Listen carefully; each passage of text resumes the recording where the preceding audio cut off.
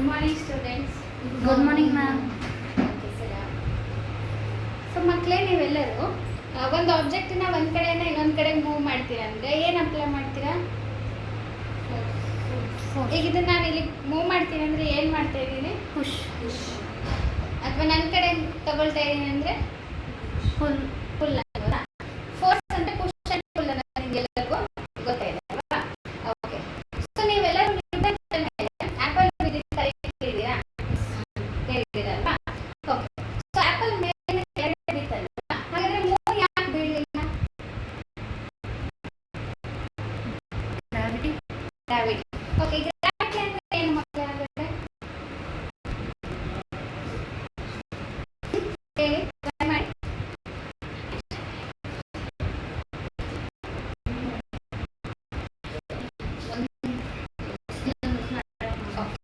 So ಹಾಗಾದರೆ ಇವತ್ತಿನ ಕ್ಲಾಸಲ್ಲಿ ನಾವು ಗ್ರಾವಿಟೇಷನ್ ಅಂದರೆ ಏನು ಅನ್ನೋದ್ರ ಬಗ್ಗೆ ತಿಳ್ಕೊಳ್ಳೋಣ. ಸೊ ಗ್ರಾವಿಟೇಷನ್ ಅಂದರೆ the force of attraction between two objects. So universe ಅಲ್ಲಿ ಇರೋ ಎಲ್ಲ ಆಬ್ಜೆಕ್ಟ್ಸ್ ಕೂಡ ಒಂದನ್ನೊಂದು ಅಟ್ರಾಕ್ಟ್ ಮಾಡ್ತಾ ಇರುತ್ತೆ. ಈಗ ನೀವು ಹೇಳಿದ್ರೆ ಮೂವ್ ಯಾಕೆ ಬೀಳಿಲ್ಲ ಅಂದ್ರೆ ಗ್ರಾವಿಟಿ ಅಂತ. ಸೊ ಗ್ರಾವಿಟಿ ಅಂದ್ರೆ force of attraction on the surface. So ಅದ್ರ ಮೇಲೆ ನಾವೆಲ್ಲರೂ ನಿಂತಿದ್ದೀವಿ ಅಥವಾ ಕೂತಿದ್ದೀವಿ, ಇದಿಲ್ಲ ಅಂದ್ರೆ ಅದಕ್ಕೆ ಗ್ರಾವಿಟಿ ಕಾರಣ. ಸೊ ಗ್ರಾವಿಟೇಷನ್ ಅಂದ್ರೆ ಏನು ಅಂದ್ರೆ ಎರಡು ಆಬ್ಜೆಕ್ಟ್ ಮಧ್ಯೆ ಇರುವಂತ force of attraction. Okay. So ಹಾಗಾದ್ರೆ ಮೂನ್ ಸುತ್ತಾ ಇದೆ ಅಲ್ವಾ? ಬಿದ್ದಿಲ್ಲ ಕೆಳಗೆ, ಅದ್ರ ಬಗ್ಗೆ ತಿಳ್ಕೊಳ್ಳೋಣ.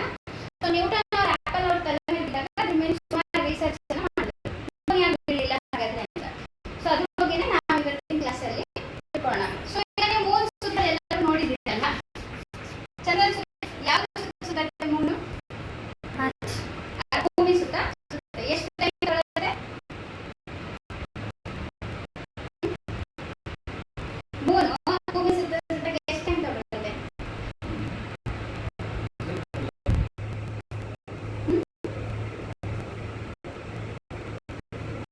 ಅಮಾವಾಸ್ಯೆ ಆಗಿ ಮತ್ತೆ ಅಮಾವಾಸ್ಯೆ ಬರೋಕ್ಕೆ ಎಷ್ಟು ಟೈಮ್ ಇರ್ತದೆ?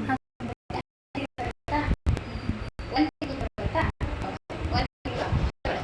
ಸೊ ಈ ಮೂನ್ ಏನ್ ಮಾಡ್ತಿರುತ್ತೆ? ಇಲ್ಲಿ ಹತ್ತಿದೆ ಅನ್ಕೊಳ್ಳಿ. ಸೊ ಈ ಮೂನು ಪ್ರತಿ ಟೈಮಲ್ಲೂ ಭೂಮಿಗೆ ಬೀಳ್ತಾನೆ ಇರುತ್ತೆ. ಭೂಮಿಯ ಗುರುತ್ವಾಕರ್ಷಣೆ ಅಥವಾ ಭೂಮಿಯ ಗ್ರಾವಿಟೇಷನ್ ಫೋರ್ಸ್ ಇಂದ ಪ್ರತಿ ಟೈಮ್ ಅದು ಬೀಳಕ್ಕೆ ಟ್ರೈ ಮಾಡ್ತಾ ಇರುತ್ತೆ. ಆದ್ರೆ ಅದರಲ್ಲಿರೋ ಒಂದು ಫೋರ್ಸ್, ಅದರಲ್ಲಿರೋ ಗ್ರಾವಿಟೇಷನ್ ಫೋರ್ಸ್ ಇಂದ ಅದು ನೆಕ್ಸ್ಟ್ ಪಾಯಿಂಟ್ ಅಲ್ಲಿ ಈ ರೀತಿ ಮೂವ್ ಆಗುತ್ತೆ. ಆಯ್ತಾ? ಸೊ ಇದನ್ನ ನಾವು ಒಂದು ಎಕ್ಸಾಂಪಲ್ ನ ನೋಡೋಣ. ಇದನ್ನ ನೀವು ಮೂನ್ ಅಂತ ಅನ್ಕೊಳ್ಳಿ. ಸೊ ನನ್ನ ಕೈನ ಹತ್ತ ಅಂತ ಅನ್ಕೊಳ್ಳಿ. ಸೊ ಈಗ ನೋಡಿ, ಹಂಗೆ ನಾನು ನಿಲ್ಸಿದ್ರೆ ಕೆಳಗೆ ಬೀಳುತ್ತಲ್ವಾ? ಸೊ ಅದೇ ನಾನು ಇದಕ್ಕೆ ಒಂದು ಫೋರ್ಸ್ ಕೊಡ್ತಾ ಇದ್ದೀನಿ, ಆಕ್ಸಿಲರೇಟ್ ಮಾಡ್ತಾ ಇದ್ರೆ ಮೂವ್ ಆಗ್ತಾ ಇದೆ. ಸೊ ಇದೇ ರೀತಿ ಚಂದ್ರನ ಕೂಡ ಭೂಮಿ ಸುತ್ತ ಸುತ್ತುತ್ತೆ.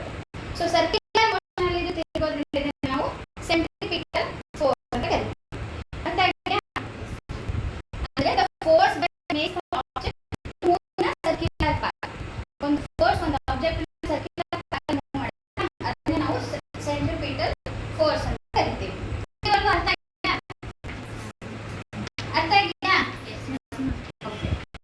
ಸೊ ಹಾಗಾದ್ರೆ ಫೋರ್ಸ್ ಆಫ್ ಗ್ರಾವಿಟೇಷನ್ ಅಂದ್ರೆ ಏನು ಅನ್ನೋದ್ರ ಬಗ್ಗೆ ಈಗ ತಿಳ್ಕೊಳ್ಳೋಣ.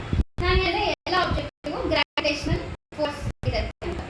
ಸೊ ಯಾವುದೇ ಎರಡು ಆಬ್ಜೆಕ್ಟ್ ಯೂನಿವರ್ಸ್ ಅಲ್ಲಿ